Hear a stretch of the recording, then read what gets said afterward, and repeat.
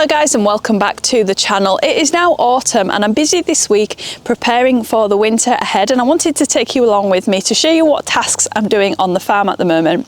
This week I'm going to be sowing a late batch of hardy annuals, and I'm crossing my fingers so that they work and they overwinter so that I can plant them out next spring and I'll have a good harvest of flowers early next summer.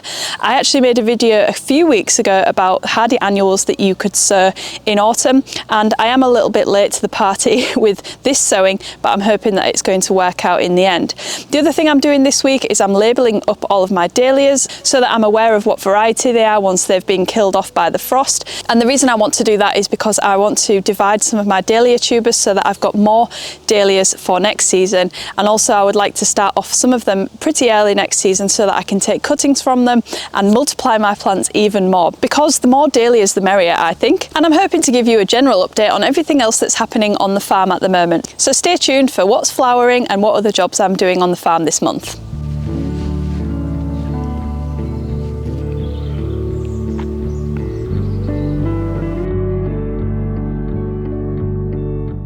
As the season comes to a close and there's less demand for flowers, it's nice to take a step back and enjoy the flowers while they're still around.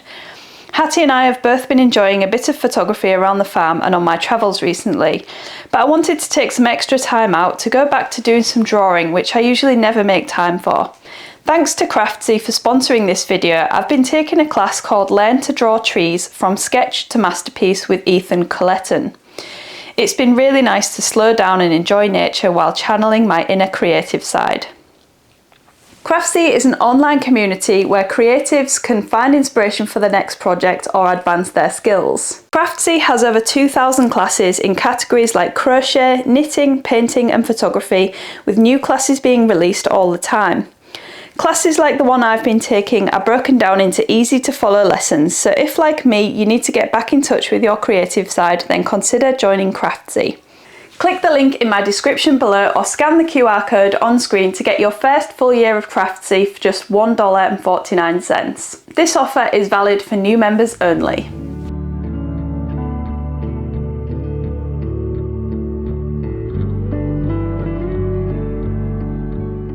The first job is to get the dahlias labelled. Not only does it help me identify which ones I want to divide and take cuttings from, it helps me to take stock of what I have so I can order more tubers of the varieties I feel like I'm missing from my collection.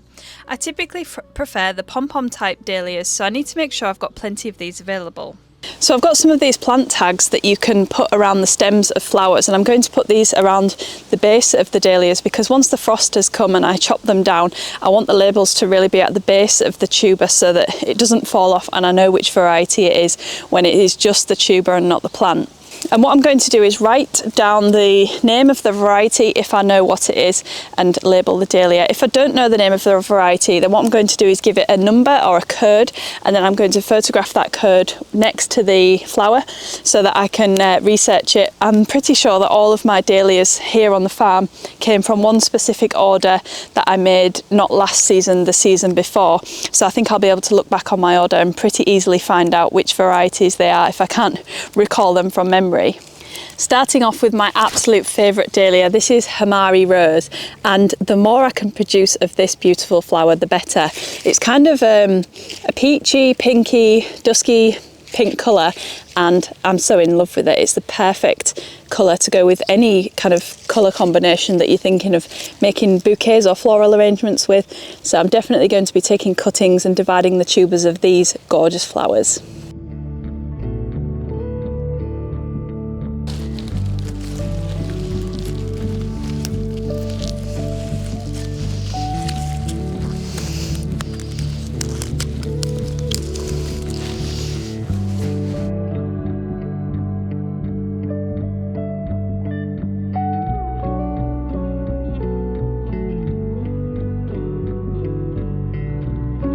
My gosh, it's so warm today. I'm glad I put shorts on, and I brought a t-shirt with me as well. I've just changed into that because it's really warm. I've just labelled in this bed the dahlias that I know the names of, that I can recall, and now I'm moving on to labelling them by number and taking a picture with the flower, just because I can't remember what they're called. But like I said, I'm sure it's going to be easy to find out what they are.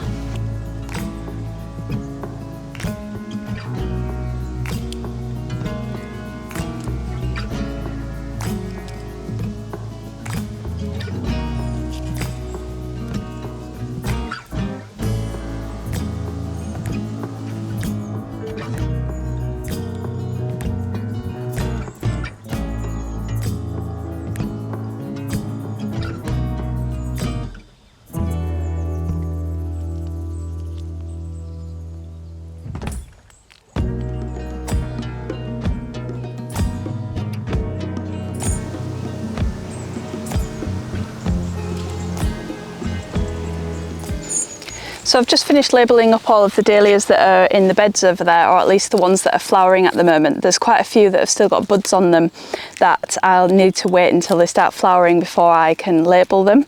And I'm moving on to the crates that you can see behind me, and I haven't really given you an update on these for a couple of months, but I'm really pleased with how the crate experiment went. I think it really paid off to put good quality compost in the crates.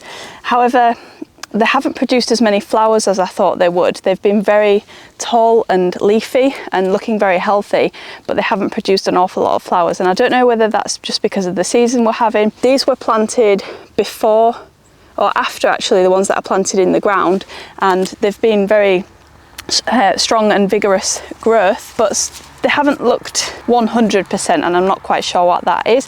I'm putting it down to possibly either the compost being very rich and kind of not encouraging flowering but encouraging lots of leafy growth, or the fact that they don't get much afternoon sun, they mainly get the morning sun. So yeah, inconclusive experiment really, but I'm happy I did it because I think it could work again in the future, so it's good to know. So I'm going to label these ones up now, and then I'll be done for now, and then I'm going to wait for some more to start flowering before I continue to label.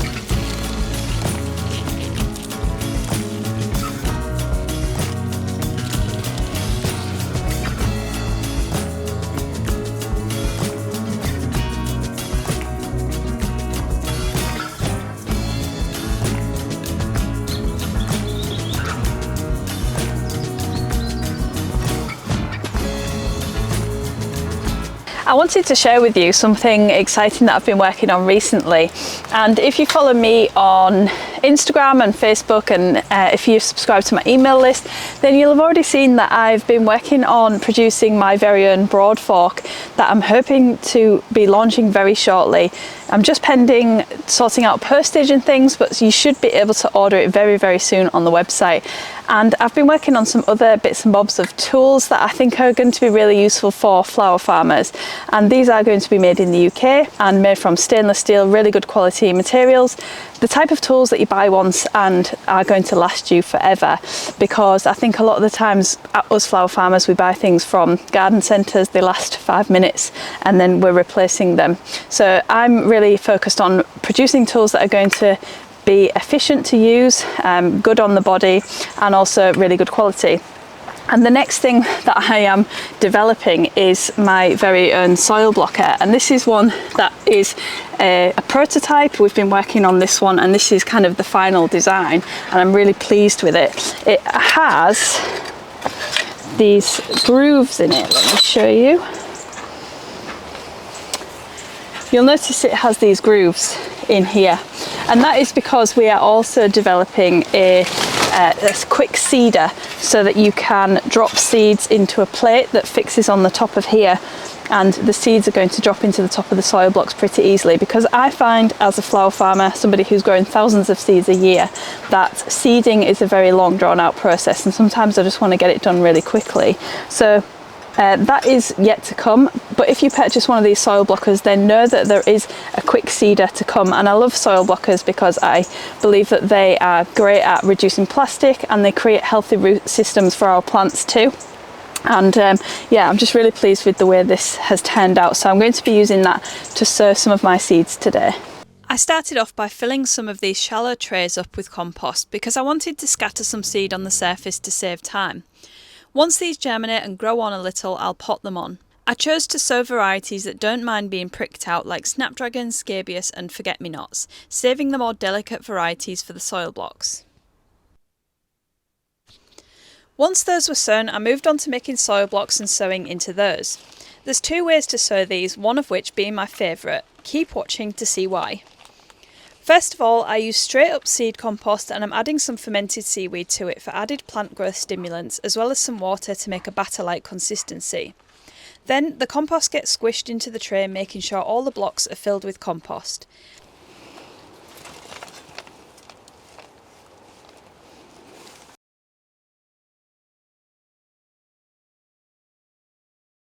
Next, the top section of the blocker is used to push out the blocks. This is the super satisfying part. The dimples put an indent into the block where the seed sits.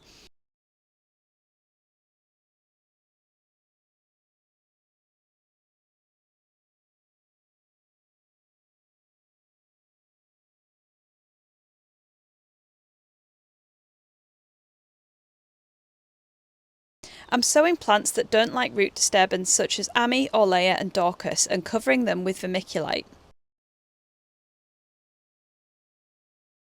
The alternative and my favourite way to sow the seeds is to sow them and cover them with vermiculite before you push the blocks out of the frame. The reason why I like this is because the dimples press the seed into the compost and ensure good seed to soil contact, plus the blocks end up looking so much neater. One thing I made sure of during the design process of this soil blocker was that the blocks were a good size.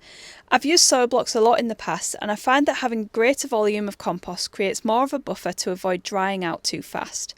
It also means that there isn't as much of a time crunch to get them potted on, as we all know how busy certain times of the year can get, so it's good to have some room to breathe.